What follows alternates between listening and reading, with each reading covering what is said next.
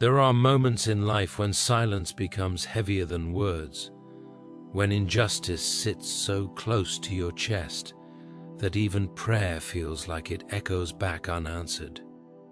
You did not scream. You did not retaliate. You did not explain yourself to those who twisted your name and enjoyed your confusion. You simply endured. And endurance, though quiet, is never invisible to God. What many fail to understand is that heaven does not rush, but it never forgets. The same God who watched you swallow your tears without applause was also watching them celebrate too early. It is a strange thing how people mistake God's patience for approval. They mock without consequence, wound without resistance, and assume silence is weakness. They believe that because nothing happened immediately, nothing will happen at all. But divine justice is not impulsive. It is precise. God does not strike in chaos. He waits until the stage is set, until pride grows comfortable, until arrogance speaks too freely. Then he acts, not in secret, but in clarity. Not behind closed doors, but in plain sight. You see, God does not merely correct wrongdoing, he exposes it. He allows people to reveal themselves so completely that no defense remains. The same mouths that laughed at your pain will one day struggle to explain their own downfall, not because you asked for revenge, but because truth has weight and lies eventually collapse under it. When God intervenes, it is never subtle enough to be ignored. It is thorough, it is undeniable, and often it happens right in front of the ones who once doubted you. There is a peculiar justice in watching those who harmed you become trapped by their own behavior. God does not need to invent consequences, he simply removes protection. He lets their words echo back to them, their actions circle around, their intentions turn inward. What they sent out returns, not exaggerated, not softened, but exact. And when it does not arrive quietly. It arrives with witnesses. Do not be surprised when the very people who tried to humiliate you begin to unravel publicly. God has a way of turning private cruelty into public accountability. The secrets they were comfortable with begin to surface. The confidence they once wore like armor starts to crack, and the composure they mocked you for maintaining becomes the thing they can no longer find within themselves. You may wonder why God allows you to see it. Why not simply remove them from your path and be done with it? Because restoration is not only about healing, it is also about clarity. God allows you to witness justice not to inflate your ego, but to restore your faith, to show you that restraint was not wasted, that obedience was not foolish, that trusting Him instead of acting on impulse was wisdom, not weakness. There is a refining fire in divine justice, and it does not burn randomly. It exposes, it strips, it reveals character without mercy, yet with purpose. When God roasts someone, He is not entertaining cruelty. He is revealing truth. He is letting reality speak louder than accusation ever could. And when that truth unfolds, it often does so in ways so precise that even your enemies recognize the hand of God in it. You were never meant to fight this battle. That is why your strength came from restraint, not retaliation. That is why your silence became your shield. God was never asking you to prove anything. He was asking you to trust Him with the timing. And now, the timing belongs to Him alone. So stand still, not in pride, but in peace. What is unfolding is not coincidence, it is consequence. And the same God who carried you through the confusion is now demonstrating, clearly, publicly, unmistakably, that justice has a voice, and it speaks louder than mockery ever did. God saw everything you endured in silence, even when no one defended you or believed your side of the story. Not a single tear fell unnoticed. Not a single night of confusion passed without meaning. Silence often looks empty from the outside, as if nothing is happening, as if no record is being kept. Yet silence is where God listens most closely. When you chose not to shout, not to explain yourself to people determined to misunderstand you, heaven leaned in. What others dismissed as weakness became testimony before God. He does not require witnesses to truth. He requires only honesty of heart. And yours never wavered, even when your voice did. There is a hidden dignity in being misunderstood and still remaining upright. You attempted to defend yourself, to list facts, to expose motives, to demand fairness. Yet something restrained you. That restraint was not fear, it was wisdom forming under pressure. God saw you bite back words that would have satisfied the moment but damaged your spirit. He saw you choose peace when chaos was available, and he understood the cost of that decision far better than anyone else ever could. When people refused to believe you, it felt as though reality itself had turned against you. Lies sounded more convincing than truth. Confidence overshadowed integrity. Yet God does not judge by volume or popularity. He weighs hearts. He examines intentions. The silence you kept did not erase your innocence. It preserved it. Heaven recorded what earth ignored. That is why time was allowed to pass. Not because God doubted you, but because truth matures best when given space. Silence forces character to surface. While you were quiet, others spoke freely. They grew comfortable, careless, even bold. God allowed it. He did not interrupt their confidence because confidence reveals more than fear ever could. Every exaggeration, every twisted story, every smug assumption added weight to what was coming. You were not losing ground. You were allowing evidence to accumulate without lifting a finger. God also saw the moments when silence hurt you, when staying quiet felt like betrayal of yourself, when you questioned whether obedience was worth the pain. Those moments mattered. Faith that costs nothing proves nothing. The silence you endured refined you. It stripped away the need for validation. It detached you from outcomes you could not control, and in doing so, it placed the situation entirely into God's hands. People often believe justice requires noise, confrontation, and exposure. God proves otherwise. His justice often begins in stillness. Silence disarms manipulation. It denies drama the fuel it craves. It allows truth to move without interference. By staying silent, you did not surrender your power. You relocated it. You placed it somewhere no human could tamper with. When God finally moves, it is never rushed, never reactive. It carries the weight of everything he has seen from the beginning. And when that movement comes, the same people who ignored your truth will be confronted by it. Not through your words, but through reality itself. Silence does not mean nothing happened. It means something irreversible was being prepared.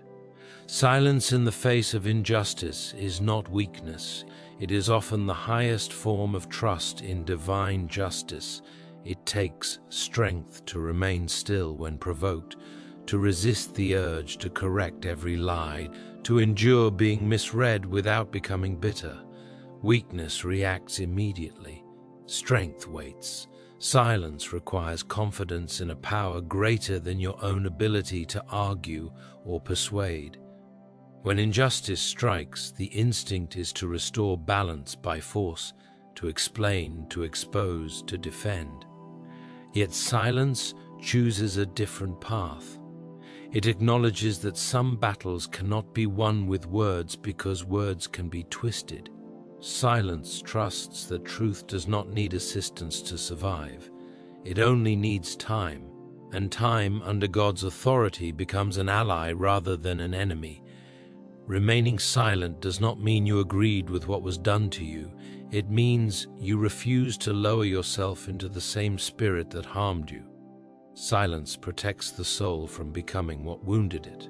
Injustice tempts people to abandon their values for relief. Silence resists that temptation. It preserves integrity even while pain remains unresolved. There is courage in trusting God to handle what you could easily destroy yourself with retaliation. Silence says, without speaking, that you believe justice exists beyond human systems. It declares that you trust God not only to see but to act. That trust is not passive, it is deliberate surrender. You relinquished control not because you were powerless, but because you believed power belonged elsewhere. God honors that kind of trust, not with immediate comfort, but with lasting resolution. Silence creates room for God to operate without interference. It removes personal emotion from divine judgment. It allows consequences to unfold naturally, without accusation. That is why silence often unsettles those who act unjustly. They expect resistance. They expect noise. When they receive none, they continue, unaware they are sealing their own outcome. Silence also changes you. It strengthens discernment. It sharpens patience. It teaches you to rely on God rather than approval. Over time, you stop needing validation from people who misunderstood you. You become anchored in something deeper, and when justice finally arrives, you are no longer desperate for it. You are simply ready to witness it. Choosing silence was not surrender. It was alignment. It placed you in agreement with divine order rather than human impulse. And that alignment ensures that when justice comes, it will not be partial, emotional, or reversible. It will be complete. People often mistake God's patience for approval, and this misunderstanding becomes the very trap that exposes them. When wrongdoing goes unchallenged for a season, the guilty begin to relax. They assume silence from heaven means agreement, delay means indifference, and mercy means blindness. Yet God's patience is not permission, it is preparation. He withholds immediate judgment not because he is unaware, but because he is allowing time to reveal what haste would conceal. Patience gives space for hearts to speak fully, for intentions to mature into actions, and for hidden motives to rise to the surface without coercion. Injustice, unpunished, feels unbearable to the one who is innocent. You watch as those who harmed you continue freely, speaking boldly, prospering visibly, acting as though no consequence exists. This is where faith is tested most severely. The temptation is to believe that God has overlooked something, that justice has been misplaced, that truth has been forgotten, yet divine. Patience is not forgetfulness, it is strategy. God allows people to build their own case, brick by brick, without interruption. When God delays, he is not weighing whether wrong is wrong. He is weighing when revelation will be undeniable. Immediate correction often produces denial, excuses, and self-justification. Time removes those defenses. Over time, patterns emerge. Words repeat. Behavior hardens. Pride settles in. What once could be explained away becomes impossible to ignore. God's patience allows this process to complete itself. There is also mercy hidden inside delay. God's patience offers opportunity for repentance, or self-correction, for humility. Some turn back when given time, others double down. The difference becomes clear. Those who refuse to change under mercy cannot later complain about justice. Patience makes judgment fair beyond argument. This delay also protects you. If God acted the moment you were hurt, you might have been consumed by vindication rather than healed by peace. Patience shields your heart from becoming addicted to outcomes. It teaches you to trust God's character instead of demanding His schedule. While others grow careless under patience, you grow anchored. Those who mistake patience for approval often grow louder, not quieter. They become bold, even mocking. They speak as if heaven has endorsed them. This is the illusion patience creates for the arrogant. God allows it because arrogance always exposes itself eventually. Pride cannot remain subtle forever. It requires an audience, and God permits that audience to form. When justice finally arrives after patience, it lands with clarity. No one can say it was rushed. No one can claim ignorance. The record is complete. The silence of heaven transforms into unmistakable action, and those who once mistook patience for permission realize too late that they were never safe, only spared. Those who mocked, betrayed, or harmed you revealed their true character long before consequences arrived.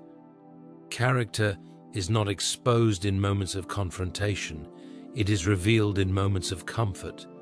When people believe they are unseen, unchallenged, and unaccountable, they show who they truly are.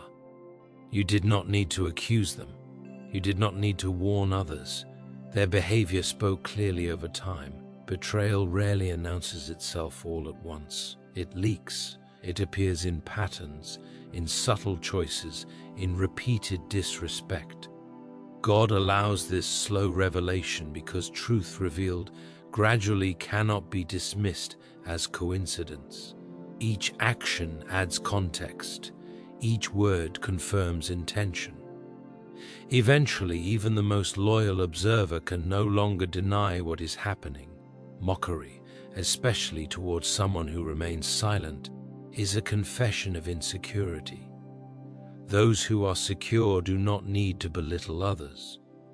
Betrayers often mock to justify themselves, to convince their conscience that harm was deserved. In doing so, they expose motives far more clearly than confrontation ever could. God allows harmful people to continue long enough for their character to stand on its own, without emotional interpretation. When consequences arrive, they do not feel sudden to those paying attention. They feel inevitable. The downfall is not surprising, it is overdue. What makes this revelation powerful is that it occurs independently of you. You did not have to persuade anyone. You did not have to campaign for sympathy. Their actions created their reputation. God simply removed the cover. When truth stands alone, it is stronger than any defense built against it. Those who harmed you often believed you were naive, weak, or unaware. In reality, they underestimated the power of time and the patience of God. They thought silence meant ignorance. It meant observation, and observation, when paired with divine justice, becomes evidence that cannot be erased. By the time consequences appear, explanations sound hollow. Apologies arrive too late. Denial loses credibility. Character has already spoken, and what it said was clear enough that no further clarification is needed. Divine justice is precise, not emotional, and this is what separates it from human reaction. Human justice often rises from anger, wounded pride, or the need to be seen as right. It rushes, it interrupts, it seeks relief more than truth. Divine justice does none of this. It does not flare up, it settles in. It does not react, it aligns. God does not correct wrongdoing to soothe his feelings, because he is not governed by emotion the way people are. He corrects wrongdoing to restore order, truth, and balance. That is why his justice can wait without weakening and strike without hesitation when the moment is right. Precision means Nothing is wasted. No action is excessive. No consequence is misplaced. God does not punish broadly, he addresses specifically. The consequence fits the nature of the wrongdoing, not the intensity of the pain it caused. This is difficult for the wounded to understand, because pain wants immediacy. Pain wants symmetry. Pain wants visible reversal now. Yet divine justice does not mirror pain, it resolves distortion. It corrects what has been bent, not merely what has been felt. This precision is why God often waits until facts no longer need interpretation. Human emotion clouds judgment. It exaggerates some details and minimizes others. Divine justice removes all distortion. It waits until motives are obvious, until patterns are undeniable, until the truth can stand without explanation. When God acts, there is no confusion about why. Even those affected understand the cause, though they may not accept it. Precision also protects the innocent from collateral damage. Emotional reactio. NS tend to harm more than their target. They spill outward. They entangle unrelated people. Divine justice isolates the issue. It strikes the root, not the surrounding branches. That is why God's correction often looks surgical rather than explosive. It dismantles carefully what arrogance built carelessly. Because divine justice is precise, it does not need to announce itself loudly. It speaks through outcome.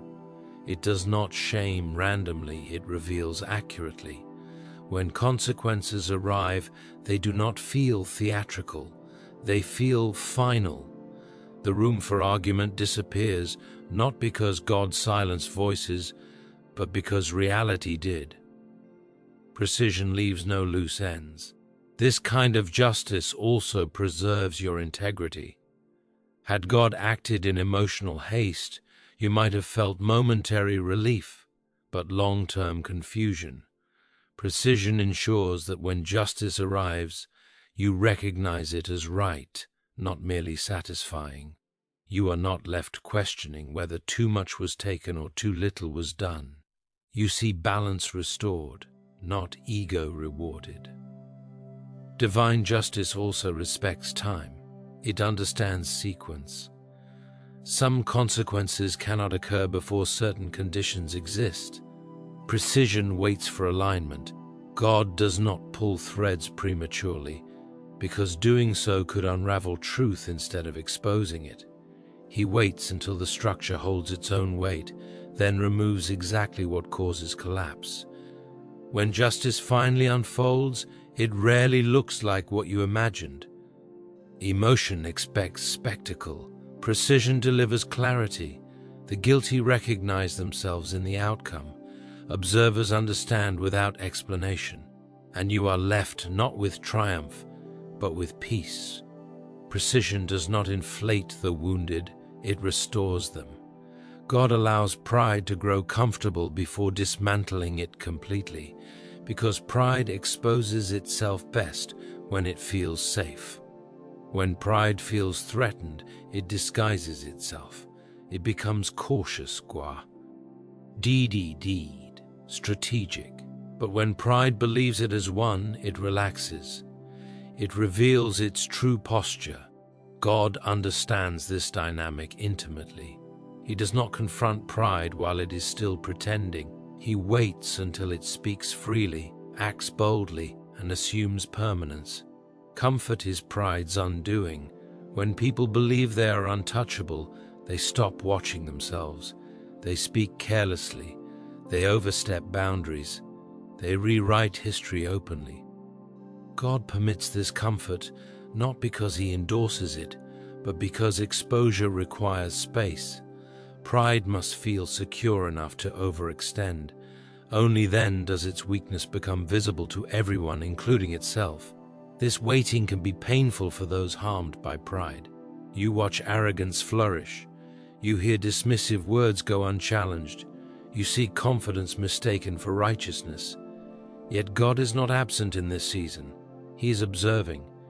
Every unchecked statement, every careless decision, every inflated assumption becomes part of the record. Pride, when allowed to grow unchecked, documents its own downfall. God does not interrupt pride early, because early interruption allows denial. If confronted too soon, pride claims misunderstanding, persecution, or envy. But when allowed to mature, pride removes its own defenses. It becomes excessive, it attracts attention, it contradicts itself. God allows pride to become so visible that correction no longer requires accusation. There is also justice in allowing pride to experience the height it worships. Pride believes elevation is proof of worth. God allows it to reach that elevation so that collapse cannot be blamed on limitation. When pride falls from a height it insisted on climbing, the lesson is undeniable. The fall speaks louder than any warning ever could. This dismantling is not chaotic. God removes the very supports pride depended on. Relationships strain, words lose credibility, influence weakens. The dismantling is gradual enough to be recognized, but firm enough to be irreversible. Pride does not simply stumble, it disintegrates. Watching pride unravel can feel unsettling, even to the one who was hurt by it. Yet this process is not about humiliation, it is about correction. Pride cannot be healed while it believes it is superior. Comfort makes pride visible. Visibility makes correction possible. When God dismantles pride, He does not need to humiliate publicly. Pride humiliates itself by comparison with truth. And when that happens, no explanation is needed.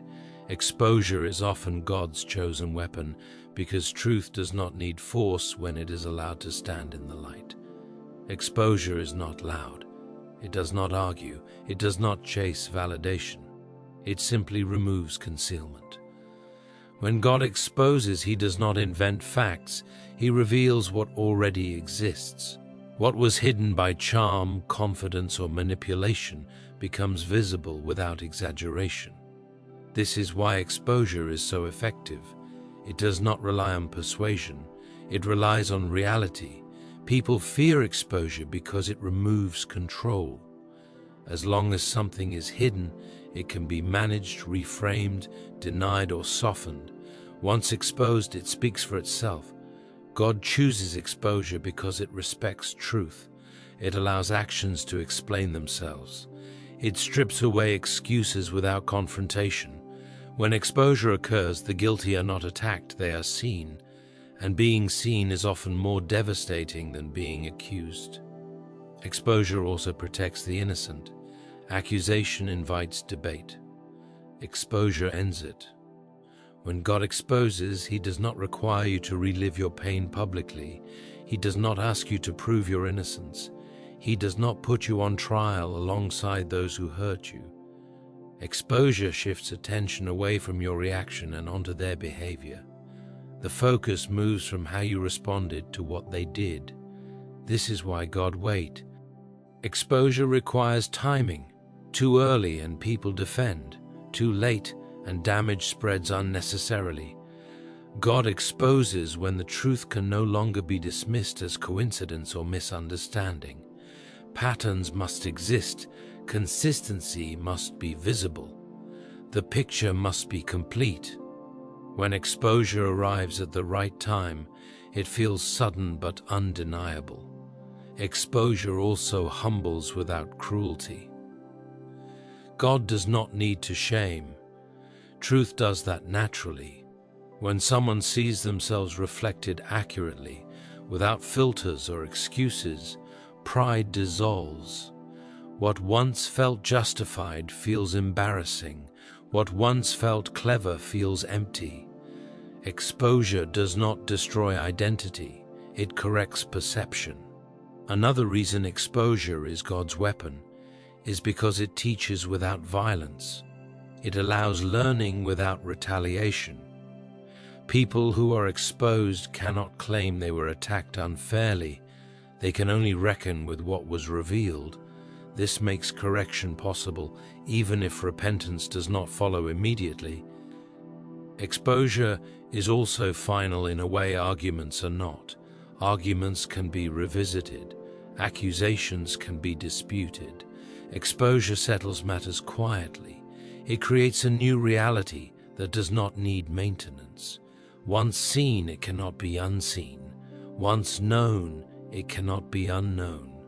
God's exposure often arrives through ordinary circumstances. Conversations shift, patterns repeat, doors close, words resurface. Nothing dramatic needs to happen. The truth simply becomes visible enough that denial becomes exhausting. Exposure feels like clarity rather than chaos. For you, exposure is not about vindication, it is about relief. You no longer carry the burden of being misunderstood. You no longer wonder whether truth will ever surface. God's exposure lifts that weight without asking you to speak. It restores balance by allowing reality to do what it always does when unhidden. Stand. People who hurt you are often undone by their own words, actions, and intentions, because nothing reveals character more clearly than repetition. One mistake can be explained away, a pattern cannot. God allows people to continue long enough for repetition to form, because repetition reveals intention. What someone does consistently is who they are choosing to be. Words are powerful, but they are also revealing. People speak from abundance, not accident. Over time, the same tone returns, the same justifications appear, the same contempt leaks through. God allows these words to remain uncorrected so they can be recorded by memory, not accusation. Eventually, people hear what they once ignored. Actions carry even more weight. What someone does when they believe no one is watching becomes evidence when circumstances change. God does not rush to intervene because intervention interrupts revelation. By allowing actions to continue, God lets people define themselves. When consequences arrive, they are not surprising, they are familiar. Intentions are the deepest exposure of all. Intentions leak through decisions, priorities, and timing. Someone's intent becomes visible not in what they say they want, but in what they consistently choose.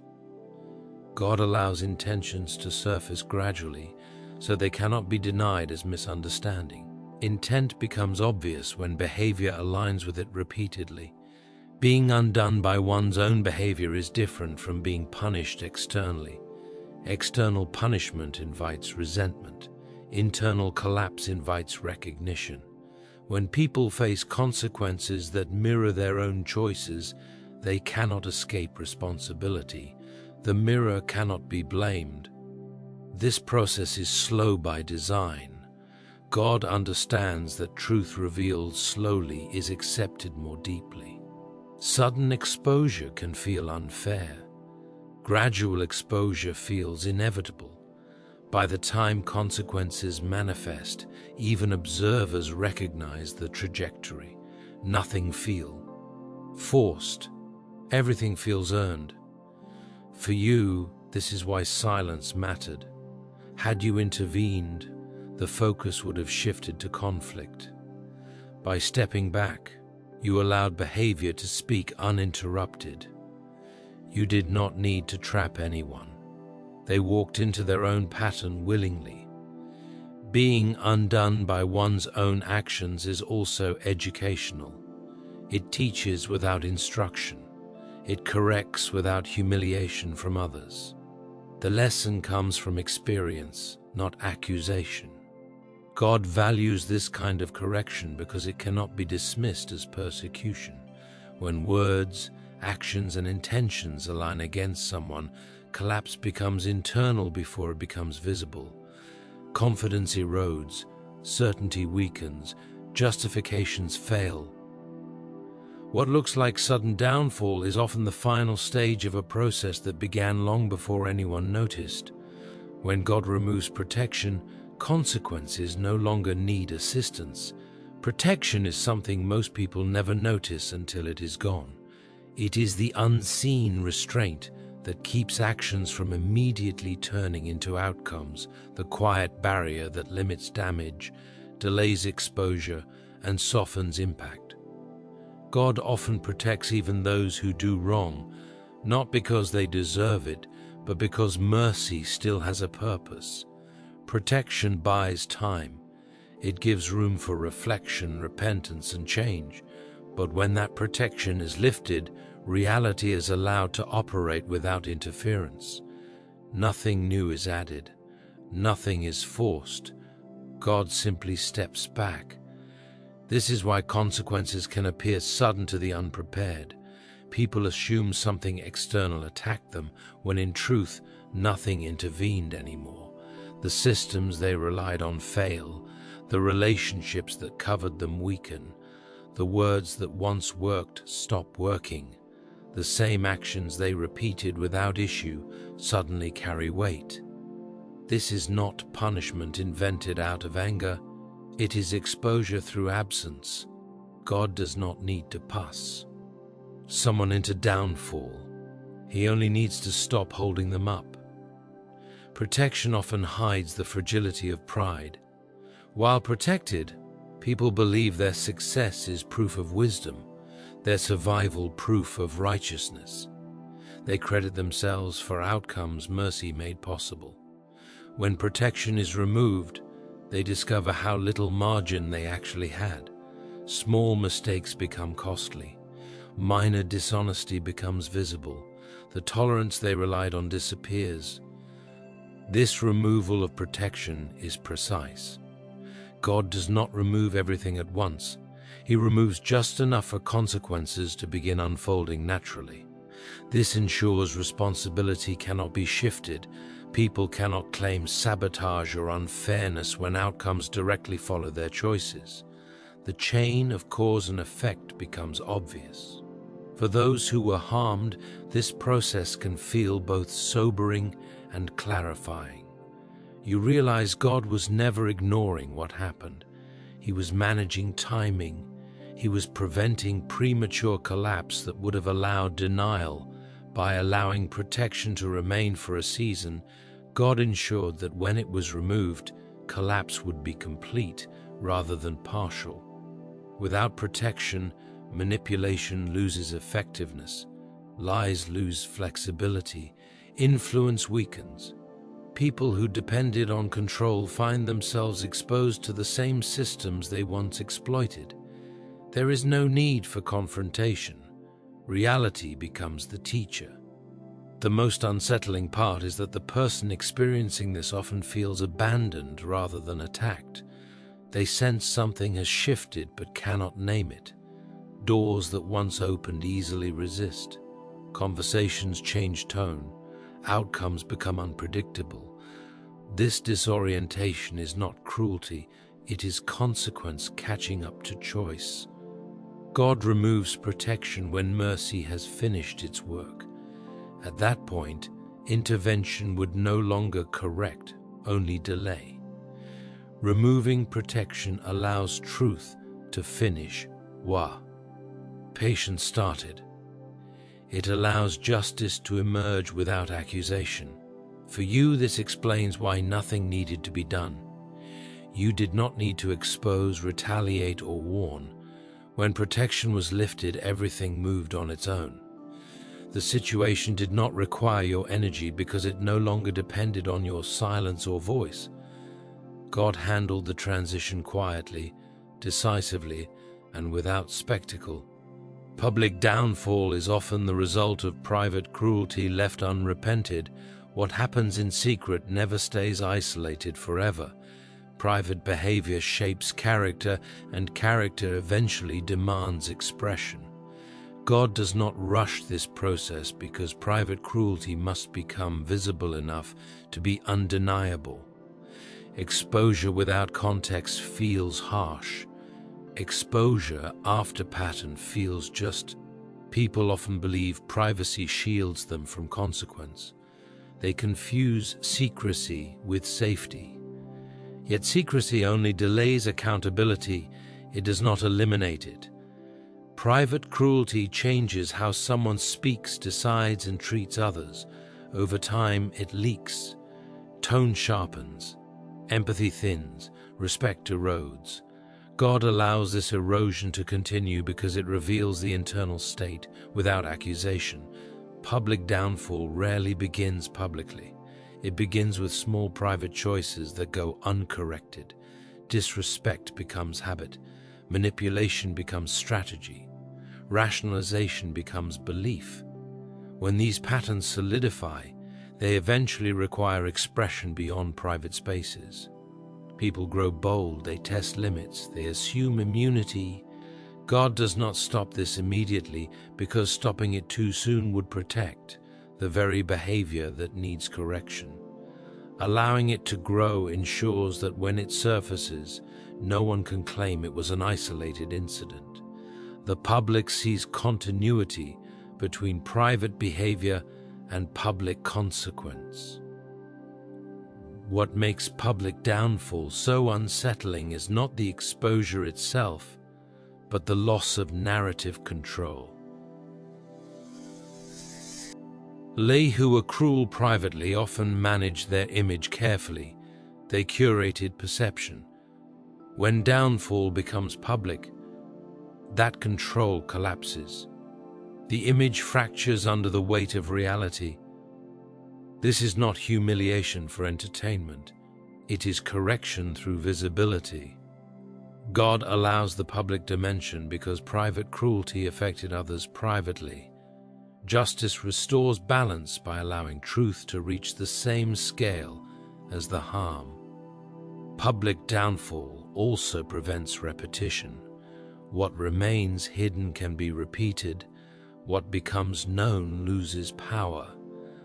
God allows truth to surface widely enough that patterns cannot continue unnoticed. This is protection for others, not just correction for the guilty. For the one who was hurt, public downfall can feel bittersweet. There is no joy in witnessing collapse. There is clarity. There is closure. You no longer wonder if you imagined the harm. You no longer carry the burden of silence alone. Reality confirms what you endured without asking you to explain it. God allows public consequences not to elevate the wounded, but to settle truth permanently. Once exposed at that level, denial loses credibility. Apologies arrive late. Explanations sound empty. What remains is fact. Private cruelty believes it can stay hidden forever. God proves otherwise, not through anger, but through alignment. When inner behavior and outer reality finally match, downfall is not sudden. It is simply visible. God allows you to witness justice to restore your faith, not to feed your ego. If justice happened entirely out of sight, the wound left by betrayal would still linger in the shadows of your mind. You would heal, perhaps, but a quiet doubt would remain, questioning whether truth truly matters, whether restraint was worth the cost, whether silence was wisdom or loss. God understands the human heart well enough to know that faith, once shaken by injustice, needs more than time, it needs confirmation. Seeing justice unfold is not about satisfaction. It is about restoration of trust. When you witness justice, something inside you realigns. The world begins to make sense again. You realize that reality is not as chaotic as pain once made it feel. God does not show you justice so you can feel superior, proven right, or vindicated. He shows you so you can rest, so you can stop replaying the past, so you can finally release the burden of unanswered questions. Justice seen is closure offered gently. There is a difference between revenge and restoration. Revenge inflames ego. Restoration calms the soul. God never invites you to celebrate another's fall. He invites you to recognize His presence in the process. When justice unfolds before you, it carries a quiet authority that does not excite pride. It humbles you. You realize how small your role truly was, how unnecessary retaliation would have been, how carefully everything was handled without your interference. Faith grows fragile when wrongdoing appears unchecked. Even the most sincere heart can begin to wonder whether goodness is practical or merely ideal. God allows you to see justice because faith needs evidence, not dramatic, but undeniable. Evidence that silence was not foolish, evidence that truth does not expire, evidence that obedience does not disappear into nothingness. Witnessing justice also recalibrates your understanding of power. You learn that power does not belong to the loudest voice or the most aggressive response. It belongs to alignment, to patience, to restraint. Seeing justice confirms that you were never powerless, you were protected. And protection often looks like waiting. God is careful with what He lets you see. He does not expose every detail. He does not show every consequence. He reveals enough to reassure, not enough to harden your heart. This balance matters. Too much exposure could turn justice into spectacle. Too little could leave doubt. God reveals exactly what your faith needs to heal. There is also mercy in witnessing justice. You are spared the temptation to act it out yourself. Once you see God handle it, the urge to revisit the conflict fades. You no longer need to defend your version of events. Reality has spoken on your behalf. That is why peace often follows witnessed justice. Not excitement, not pride, but quiet relief. God restores your faith by showing you that He was present the entire time, that nothing slipped past Him, that no silence went unnoticed, that no restraint was wasted. Faith is rebuilt not through explanation, but through demonstration. Justice seen becomes a testimony you carry privately long after the moment passes. Restraint is remembered in heaven, even when it is ridiculed on earth. While people mocked your silence, heaven recorded it as discipline. While others interpreted your stillness as defeat, God recognized it as trust. Restraint is one of the most misunderstood virtues because it produces no immediate reward. It looks passive, it feels costly, it attracts judgment from those who equate strength with reaction. Yet restraint is not absence of power, it is mastery of it.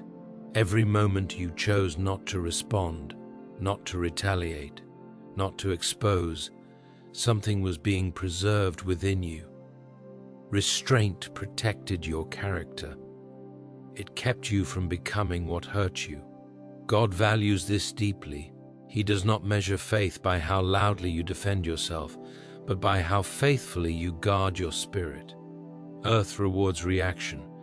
Heaven rewards restraint. Reaction satisfies the moment. Restraint shapes the future.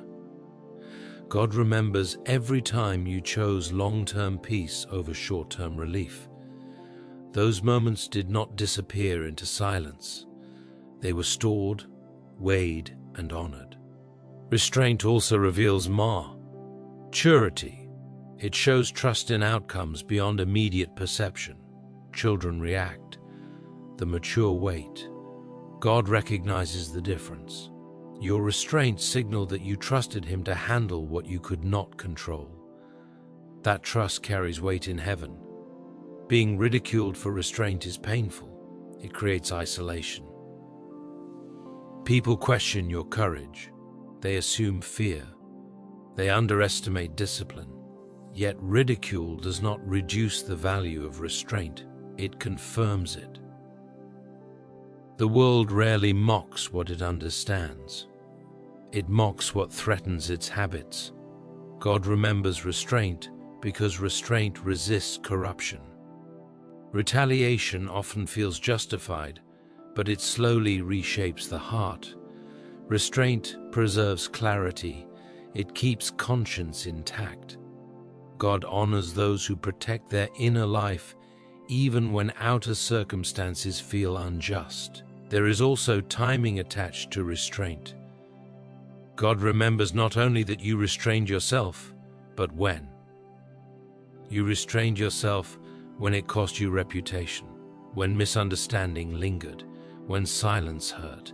That timing matters. Easy restraint proves little. Costly restraint proves everything. When justice finally unfolds, restraint becomes visible wisdom. What once looked like weakness is reinterpreted as foresight. What once seemed passive becomes powerful in hindsight. God does not forget those moments. He does not forget the discipline it took to remain still while wounded. Heaven remembers restraint because restraint aligns with trust. And trust, even when unseen, is never unrecorded. Divine justice restores balance by revealing truth, not by inventing punishment. This distinction matters because human systems often confuse justice with retaliation. People assume justice must feel harsh, dramatic, or equal in pain to what was caused. Yet God does not operate from injury. He operates from order. When balance is broken through deception, cruelty, or pride, God restores it by allowing truth to emerge in its full weight. Truth does not need embellishment. It does not need exaggeration. It carries its own authority. Invented punishment creates resistance. It invites argument, denial, and resentment. Revealed truth leaves little room for protest. When truth stands fully visible, punishment becomes unnecessary because consequences align naturally. God understands that lasting correction comes from recognition, not force. When someone sees clearly what they have done and who they have become, the impact is deeper than any imposed penalty. This is why divine justice often feels quiet rather than explosive. It does not announce itself with threats. It allows situations to unfold until truth becomes undeniable. The balance is restored not because someone was crushed, but because reality was clarified. Lies distort balance. Truth restores it. God does not need to add pain where understanding will suffice. Truth also protects the innocent more effectively than punishment ever could. Punishment focuses attention on the act of discipline. Truth focuses attention on the act of wrongdoing. When truth is revealed, the innocent are released from suspicion without having to defend themselves. Their role becomes passive, their dignity preserved. God restores balance by shifting the focus away from reaction and onto reality. There is also mercy within this form of justice. Invented punishment often exceeds necessity. Revealed truth rarely does. God does not humiliate for satisfaction. He reveals so that alignment can be restored. The guilty may feel exposed, but exposure is not humiliation when it is accurate. It is correction. And correction, though uncomfortable, is purposeful. Truth has a way of correcting without destroying what does not need to be destroyed. It dismantles false narratives while leaving room for growth. God's justice does not aim to erase people, it aims to confront distortion. When distortion is removed, balance follows naturally. This approach also ensures that justice is not dependent on emotion. Emotions fluctuate, truth does not. God restores balance by anchoring outcomes in fact rather than feeling. This makes justice stable. It cannot be overturned by persuasion or sentiment. Once truth is visible, balance is not a debate, it is a state. For those who were hurt, this kind of justice brings peace rather than excitement. There is no urge to celebrate because nothing was taken unfairly. There is only relief that reality has been acknowledged. Balance restored feels like order returning, not like victory. Divine justice also teaches observers. When truth restores balance, others learn without being threatened. They see the cost of deception without needing to be warned. They see the stability of integrity without needing instruction. Truth educates quietly. God chooses truth over punishment because truth lasts. Punishment ends when it is served. Truth remains. Once truth restores balance, it does not require maintenance. It holds on its own. What unfolds before your eyes is not revenge. It is consequence, timing, and truth aligning perfectly. Revenge is driven by emotion and urgency. It demands immediacy. It seeks satisfaction. What you witness is none of these. It unfolds slowly, precisely, and without your involvement. That alone distinguishes it from revenge. You did not orchestrate it. You did not push it. You did not benefit from it emotionally. It simply arrived. Consequence follows choice naturally. Timing ensures that consequence arrives when it can no longer be misinterpreted. Truth provides clarity, so the outcome is understood without explanation. These three elements working together create justice that does not feel chaotic or cruel. It feels inevitable. Revenge seeks to restore ego. This process restores order. Ego wants recognition. Order requires alignment. The outcome you witness does not elevate you, it settles the matter. That is how you know it is not revenge. You are not energized by it. You are calmed. Timing plays a crucial role. Had consequences arrived earlier, they could have been dismissed as coincidence or unfairness. Had they arrived later, harm might have spread further. Timing ensures precision. God waits until all variables are in place.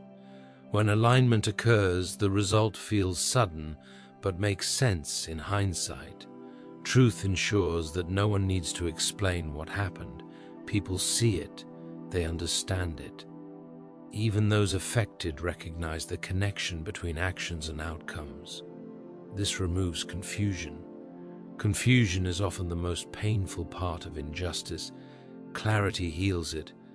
You may notice that when this alignment occurs, your need to speak disappears entirely. That is because truth has taken over your role. There is nothing left to clarify, nothing left to defend, nothing left to prove. This silence feels different from the silence you endured earlier. This silence is peaceful. What unfolds is not about winning, it is about resolution. Revenge leaves residue. Alignment leaves closure. You do not carry the outcome forward with you. It stays where it belongs, in the past, completed. There is also restraint in how this alignment unfolds. Nothing excessive happens. Nothing theatrical is required. The outcome fits the situation exactly. That precision confirms divine involvement. Human revenge rarely shows restraint. Divine alignment always does. When consequence, timing, and truth align, the result does not ask for your approval. It does not seek your reaction.